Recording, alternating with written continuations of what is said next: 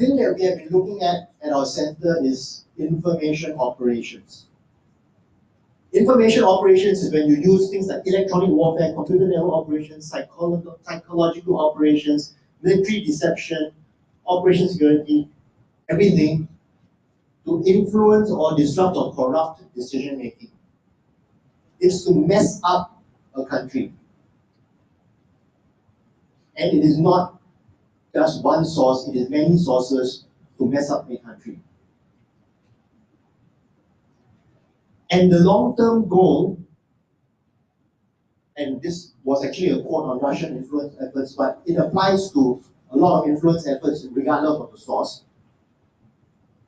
It isn't just pushing one particular candidate or one particular policy. It's actually to destabilize the target. And it's to erode faith in the system. It's to make the population, that's us, so confused about fact and fiction that we don't trust the institutions and we think they're all biased. That is when the goal has been achieved.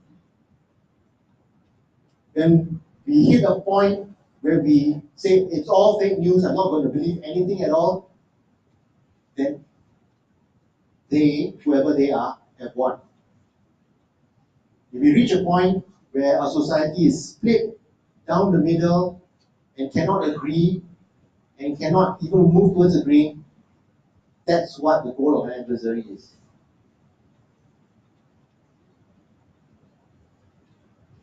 This is because in our modern world, conventional warfare has become too expensive, too painful. Conventional warfare is still in place when people are ready for direct physical destruction. They want to annihilate the opponent, like exterminate them, wipe them from the face of the earth, carve out their land, because they're putting weapons, technology, and troops. That's war as we have known it for thousands of years.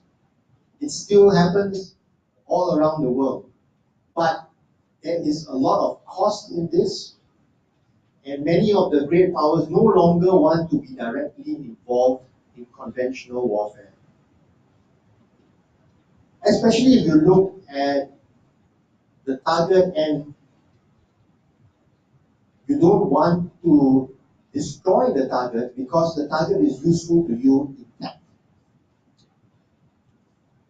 If you wanted to take over Singapore, what's the point of coming in with troops and bombs? Because if you blow up the financial system and bring down the infrastructure, basically you just go on island. It's not really worth much. You want things to be running still. So how do you keep everything still in place, buildings all in place, people still around? Informational warfare. That's by going for the psychological influence and causing the inner decay of the opponent. That's when the target population loses the will to fight. When the target population says, you know what, we give up, we have no idea who is right, who is wrong, somebody comes in who seems to know what they're doing, okay, I will follow you. It becomes a war of cultures and ideas and perceptions instead of weapons, technology, and troops. And if you think about it, it costs millions to have a fighter plane, to have a tank, missiles. But how much does it cost you to post on Facebook? Zero. And if you want to boost your post to reach 14,000 people, just $49. Some of you are laughing because you've actually seen that, right? Boost this post and it will reach 49,000 people. So compared to millions for aircraft and tanks, this is really cheap way to take over an adversary or to get some outcome that you want. Sometimes the idea is not to take over, sometimes the idea is to contain. So for example, Singapore has a tendency to be outspoken in some areas of international relations because we believe in international law, we believe in rules, which is a strange thing to have to say, but not everybody in this world believes in rules and law. But we do believe in it because that's one of the things keeping the world from going into chaos. So not everybody is very happy with our position, and sometimes they would rather we keep our mouth shut.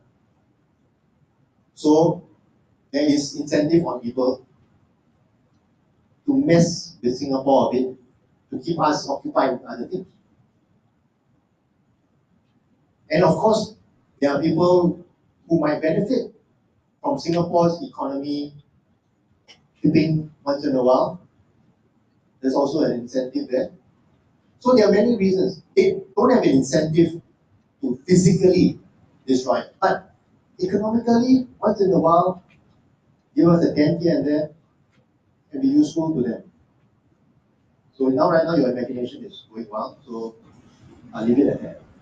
It becomes a state of permanent total war because the great thing is you don't need to apply troops to this. You can actually post a message and the message will keep on fighting for you long after it's over. Over this week, I still received a WhatsApp on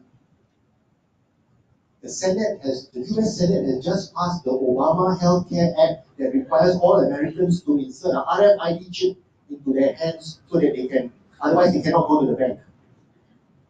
I'm thinking like, when was Obama president of US? We are already like 3 years out of date, and people are still spreading this WhatsApp, which by the way is fake. In case you were wondering, there is no law that requires all Americans to insert an RFID chip in their hands. In case you received that message too. Slower. But 3 years later, these things are still circulating even though they are widely debunked. So it's a permanent state of total war. And we are just talking about the informational part. But there's also economic warfare. I'm going to explain a bit more about what economic warfare is. Technological warfare in the cyber field, and of course the political side. Because there are a lot of political things to achieve. So the great thing about this is that you can maintain this war. I mean, when I say great, I mean great for the attacker. You can maintain this as a permanent state. It runs pretty much on its own. Everybody just does their job. You don't need to send troops on the ground and risk your own people getting killed. You can just continue, and by attrition, it wears out. And it is a great writer who came up with this concept. To subdue the enemy without fighting is the ultimate skill.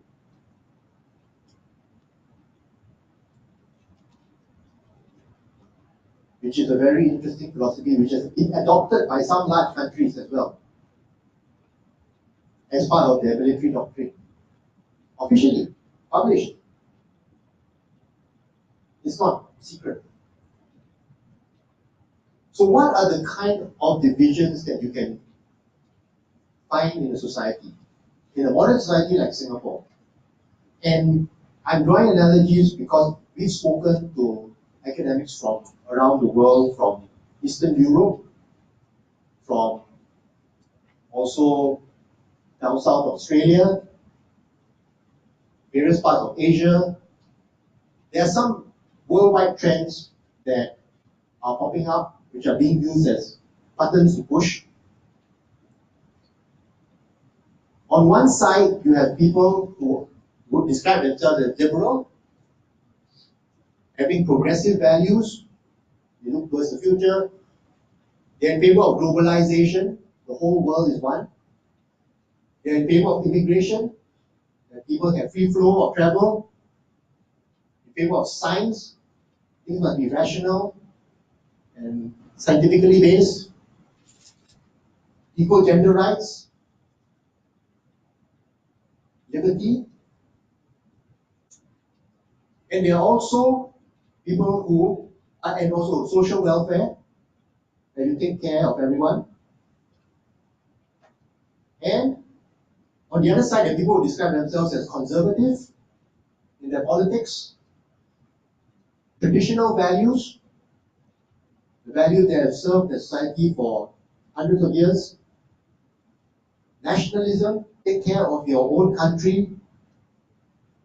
Don't let other people take advantage of you.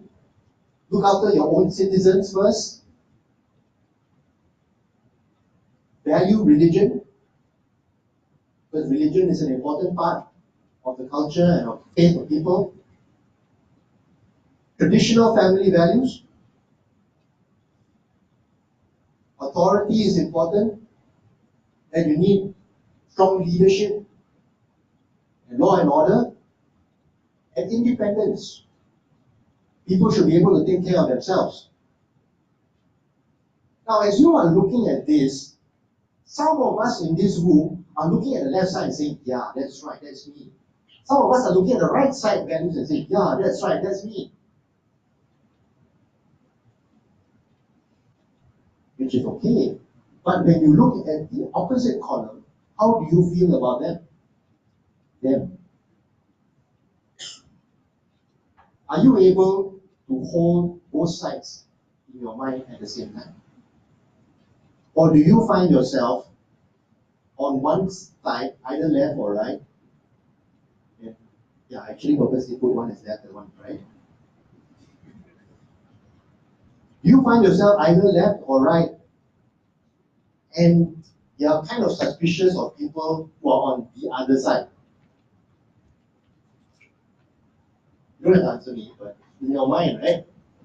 As these words were coming down, some of these words feel positive to you, and some of these words feel negative. Now, if you have that feeling, that's exactly what is being tapped into. The sense of, these are my values, and then those are their values. This is us versus them.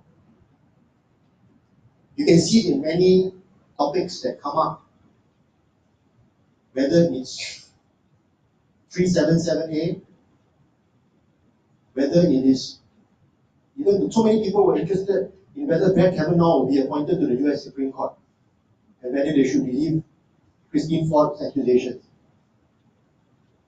People in Singapore, because to them, once you align yourself on either left or right, you know which team to cheer for. Because this is more dangerous than choosing Liverpool versus Man U.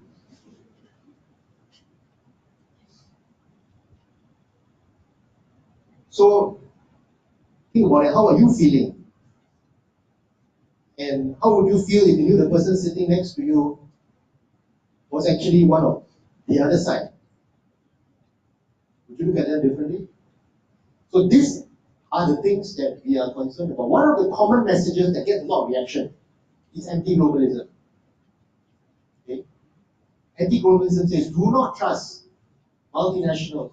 Basically, all these big things. All these big things which have been part of the world system. Don't worry, if you want these slides, I'll put them on SlideShare. You can find them on Twitter, whatever. You'll be able to find it. So you don't have to waste your mobile phone space. Save it for, kittens and your family. Or food. The common message that gets a lot of attention is this. This is what we found from our context in studio. So these are big targets because they get a lot of emotional response. So what are the steps that go into this? First, you need to polarize society. And let's zoom down into Singapore. How would you split Singapore society? I'm not saying that you should, please. I'm just saying, what are some of the things that come up? By now, we have reached a point where we are very careful to talk about race and religion.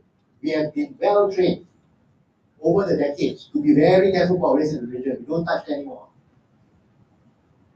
But what are the new divisions? Elite, non-elite, or mediocre, right? Class division. Class division is a next possible turning point. Because in our pledge, we only say regardless of race, language, or religion. We didn't say race, language, religion, socio-economic status. We left that out. There's also local versus migrant. And if you don't believe me, you just look at any Facebook post from any of the major news sites. By the time you hit the third comment, somebody will either blame elites or blame foreigners, right? Whatever happens, it's the foreigners' fault or it's the elites' fault. So that these are the buttons that are very easily pushed. The whole idea is to polarize. Because when you polarize, when you divide people, you can conquer them. It's also to degrade the economy and reduce confidence. A lot of our modern economy is based on confidence. The financial sector, whole thing, confidence. If you can shake confidence, you can shake the whole economy.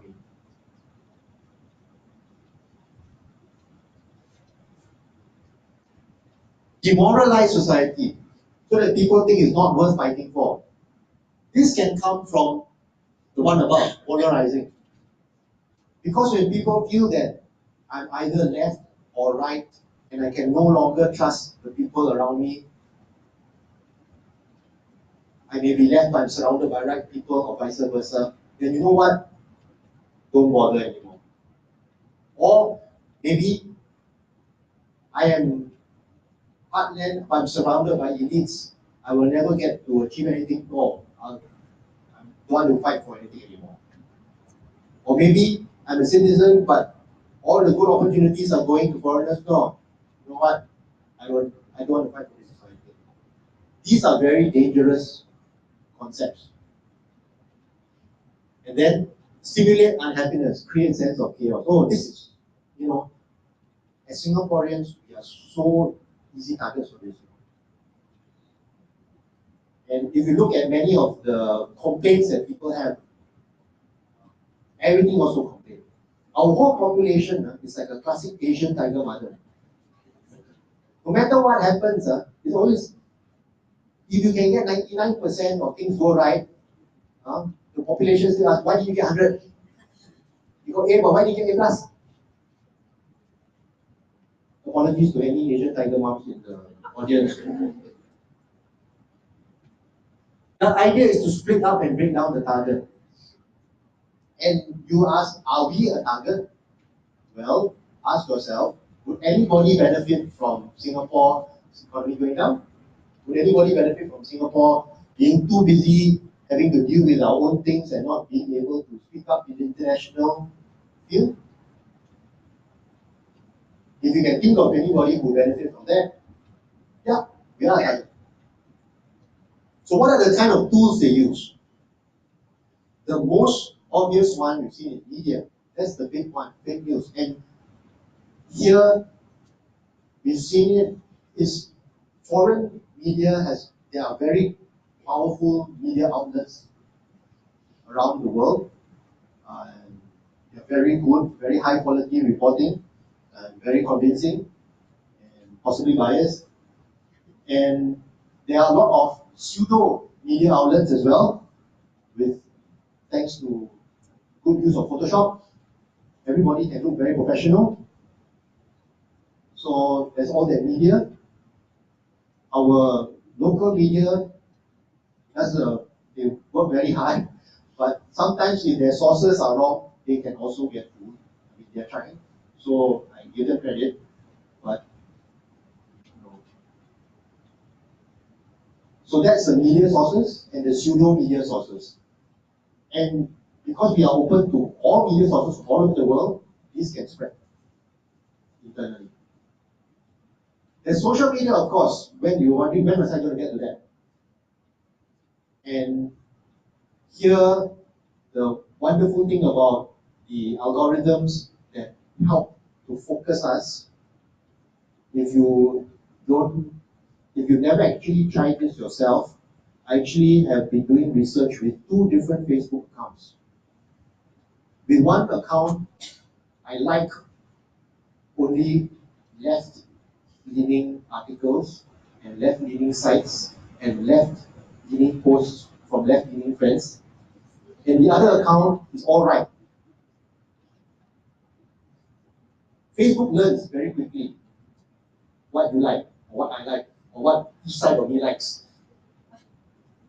And now I can log in into either account and they look like different planets. Left people do not see what right people see, and vice versa. You're not reading the same articles, you're not reading the same news sources. The panic, there is panic on both sides, but totally unrelated to one another. They're not talking. So that's the wonder of social media, because the software trains itself to keep you in your little bubble. And then there are also trolls and bots. Trolls are the people who comment, some honestly, some cut and paste, either because they're paid or because they just like to stir it up. Some being fake. So you might see the same comment from 10 different names, but it's actually the same person logging in 10 times. And bots, which is the automated version of that, where you can actually have software running hundreds and hundreds of different fake accounts, and each one posting. So when you see 100 comments all saying, "Oh, look, it's all the foreigners' fault," then you think, wow, so many people, maybe there's something to it. No, it's the same software running the same comment. And there are politicians who want to take advantage of this. We also see cyber attacks as part of it. We saw this in the US election, where the Democrats' server was hacked so that emails could be leaked. And then it was attempted again in the French election.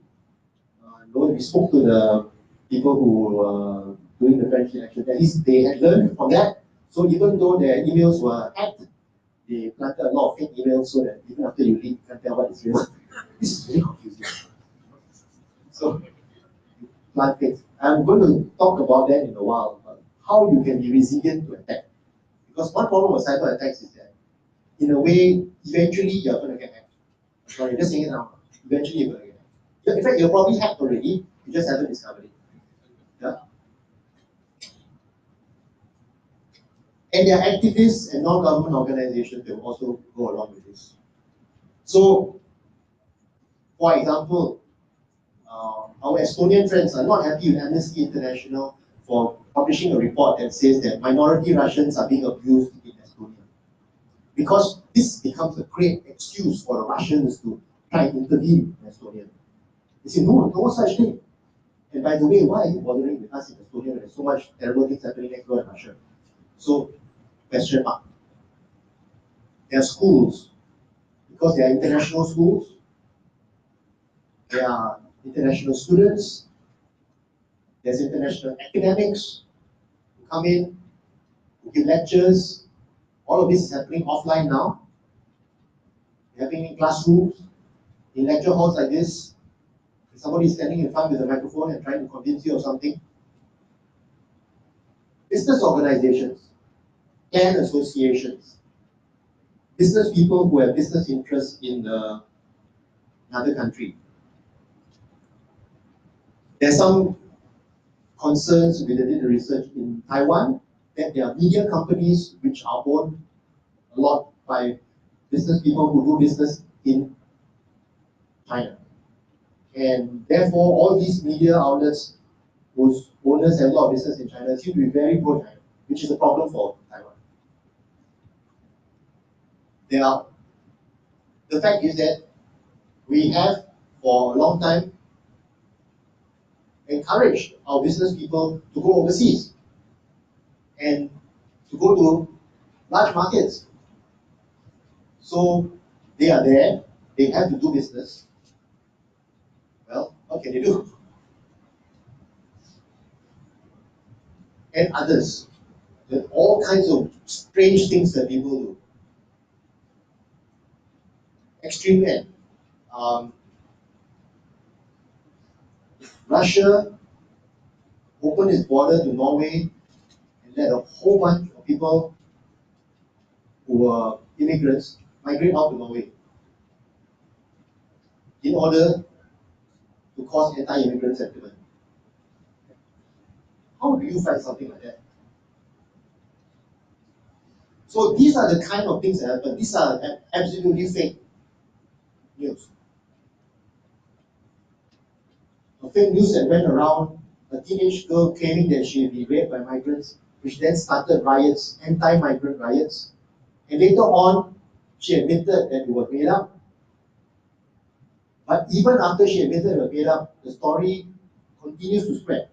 And another story spreads which says that she was forced to admit that she made it up. Actually, she was actually raped. So you can see this is a really, really tough issue.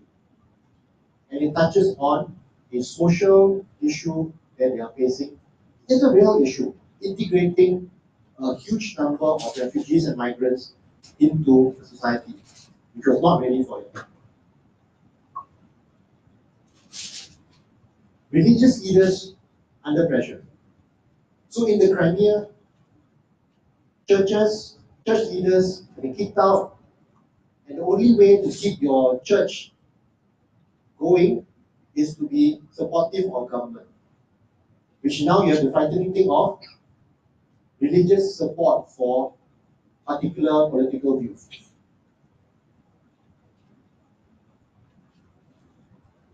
Cyber attacks to support fake news.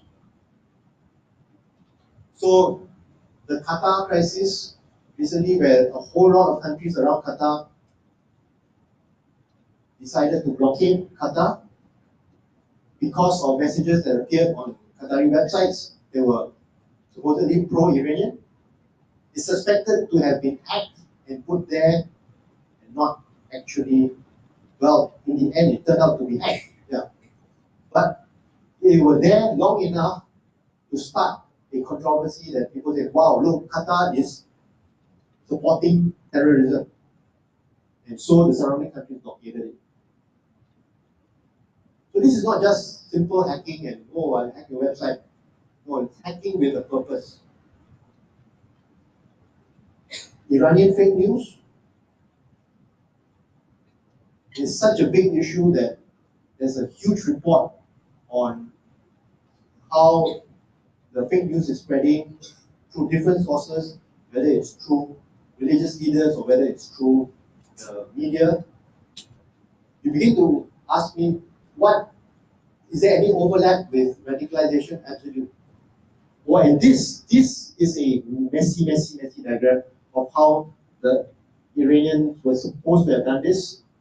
And it comes down to one person with 2 email addresses at the top, basically starting different websites, they then post on different websites, they then post on different websites, then post on the social media.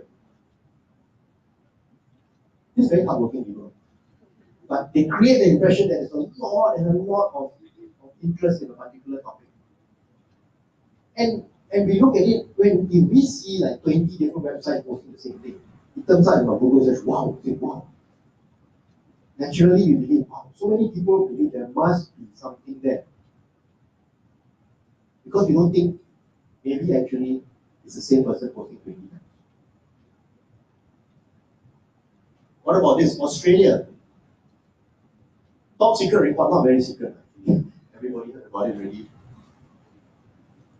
That raised concerns the Chinese government has been attempting to influence Australian political parties. Fascinating things. Allegedly donating funds to political parties. Infiltrating church groups. Infiltrating student groups. Applying pressure on publishers to not publish books that are criticizing.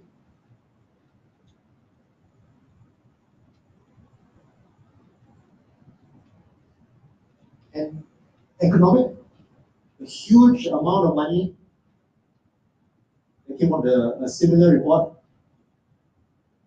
You can see in Australia, $6.3 billion invested. Or if you look in Switzerland, $43 billion invested. That's a lot of money to invest to create influence. Now, this is not in itself wrong. Nations invite foreign direct investment. We are happy when other nations invest in us. That's good for the economy. We, we have entire agencies who job in this to get foreign direct investment. So this is not bad. Unless you ask questions of what kind of strings does this come with? What is being invested in which might be sensitive in future? Oh yeah, we had a local case, not from my university, identified as agent of influence of a foreign country, and then deported. And then, of course, the US is also one of the countries that does. I want to be fair. Every large power and a lot of medium-sized powers do this. Anyone who understands the recent history will know that the US was also involved in planting fake news in South American elections, giving money in briefcases to politicians in Europe. So, a lot of large powers get involved in this.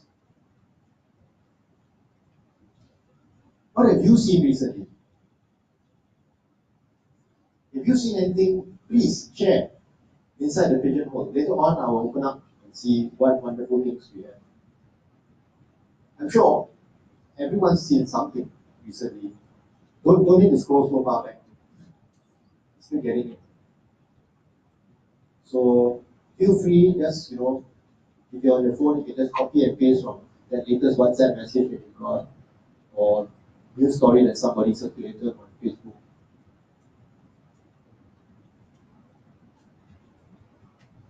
So why does it work so well? Ken is going to explain more about the psychology. So I won't, because he's an expert. Okay? I look at two aspects of it. We want to protect our own community, that's why we share. Sharing, we think, is caring. But it's not when you share the wrong thing. And we like to find patterns also in what we observe. Conspiracy. See so many weird things happening. Somebody must be to blame. So if you can give me a good reason to blame, I will blame. So Ken will say more. But this was not supposed to be a seminar on how to be depressed by fake news. It was how to fight fake news, right? So fighting it, let's look at who have defended. Media literacy. And we really have NLB to thank and the other agencies that are looking into these things. Promoting media literacy so that we learn to view the information we receive critically. And many of us grew up in a time where information came in small amounts, and now we have a fire hose coming towards us instead of a little drip. And it takes a different set of skills. So you don't have to feel embarrassed. It's just like trying to do primary 6 mathematics. Many parents here try to do primary 6 mathematics now. It's almost impossible if you don't go for training. Same thing with trying to decode this media literacy issue. There's a whole lot more. The social media companies are trying. It's not easy for them also. There are tools to scan social media to look for such things. And that is helping, but also we have to be aware that things are also now spreading through other means, like WhatsApp, which cannot be scanned. So we have to use social media wisely as well. We are not helpless. In fact, it's literally in our hands. The phone is in our hands. When we see the post, it's how we react. Now, how we react, of course, is important. Because, you see, the idea was not to get a particular view forward. It's not, whoever wanted to stir up is not trying to make either pro-left or pro-right. In fact, what they want to do is right versus left, left versus right. So if we react to a post, which is what we see fake news, and say, hey, it's fake, take it down, you are so stupid, we are actually doing the work of the adversary. Because we are causing the split. So how we actually call out fake news becomes important. Are we building the bridge, or are we pushing them off a cliff? Because how many times have you scolded somebody and then they say, oh yeah, I'm wrong, you are right. How many times does that actually work if they're not dependent on you for a paycheck? Zero, right? When you scold people, what do? Straight away, defense comes up and they have to defend their position. And even if they were not really convinced, the fact of having to argue against you will make themselves more convinced. So that is the whole problem. The objective is not to be pro-right or pro-left. What we're trying to do is be able to have the harmony, the conversation. And that is something that, on the social media company's point, they have this concept that, oh, we want a free flow of information so there can be good discourse. But as I've been trying to explain to them, discourse is not happening. Discourse is actually proper discussion. What is happening is shouting. So we shouldn't be part of the shouting. We need to be part of the sensible discussion. I see you posted that. What, can you explain to me why you? So instead of trolls, we have elves. Troll is that evil thing under the bridge. Elf is a nice one. You think of like Legolas in Lord of the Rings, right? Very good looking, right? The horse. So, or at least the cute ones that help Santa Claus. So we are the nice people. We are not the ones who are causing the flame war. We're not the ones who are calling people names. Sometimes when we see a post and we see an offensive comment, then we think, wow, this person, why can be so bad? And you want to go and put something sarcastic back, right? You feel good, right? Then you think, why are you so stupid? And all that thing. Then they scold you back, and you scold them back again, and you feel really good. Oh, your blood pressure is rising, adrenaline is up. That's not helping. They're not going to be convinced by you shouting at them. So instead, elves, to be able to peacefully come to it, gently share what is correct, what is true. Once in a while, discovering that the person you're talking to is actually not human, it's actually a bot, it's actually an automated software that's repeating the same sarcastic command, and forget it, leave it. But be the elf, not the troll. We also have the methods of using artificial intelligence to find these bots. There's research going on in universities and even the social media companies. Every once in a while, they clear out thousands and thousands of fake accounts. Our own cyber troops, that we train up people who can detect and defend against these attacks. Activists and NGOs who are working towards harmony rather than splitting society. And there are activists and NGOs working towards media literacy or good communication, because every attack has to be defended at its level. So we support these NGOs who are working on these areas as well. Politicians who can put out the story, and it's not just the facts. The facts alone are not juicy enough, but be able to gain trust. I'll talk a bit about it. And business, at the business level,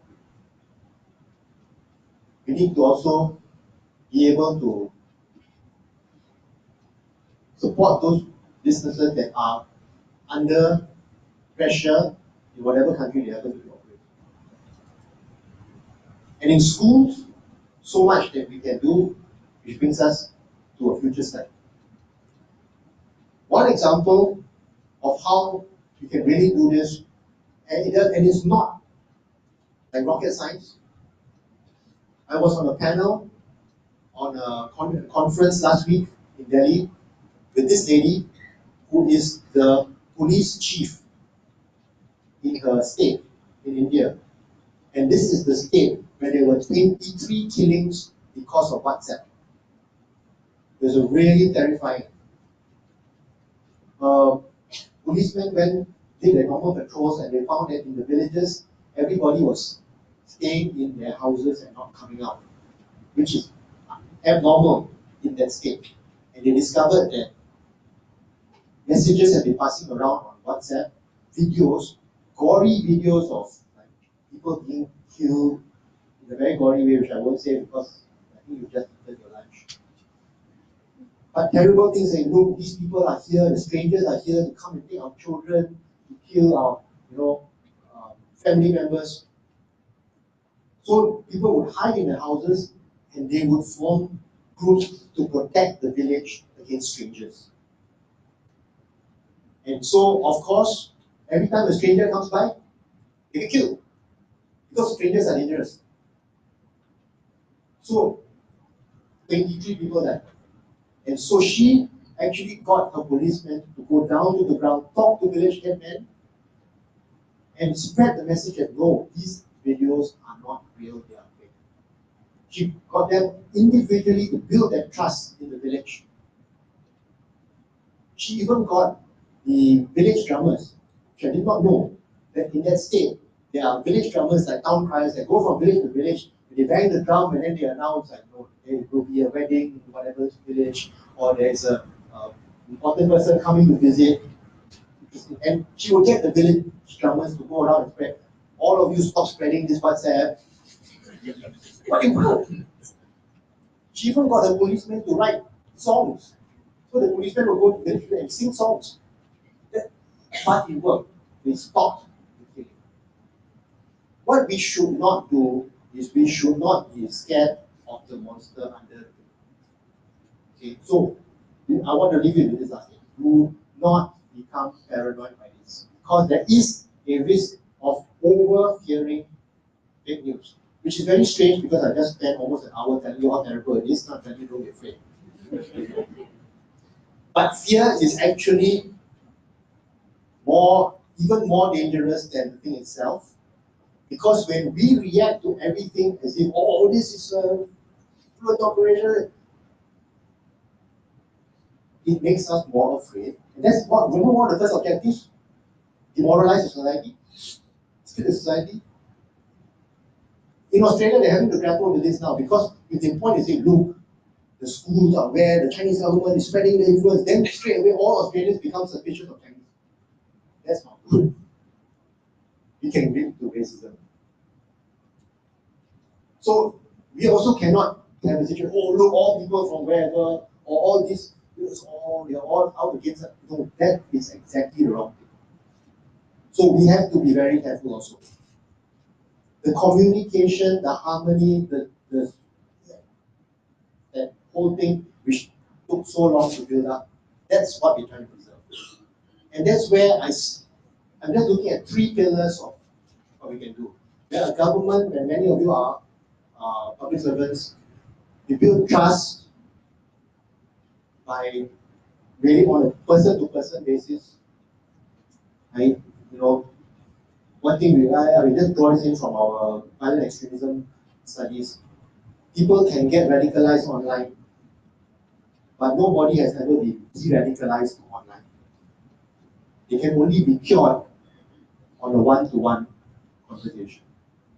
Transparency, being able to not hide things that don't have to be hidden, to be open to people, and resilience, knowing how to deal when it comes.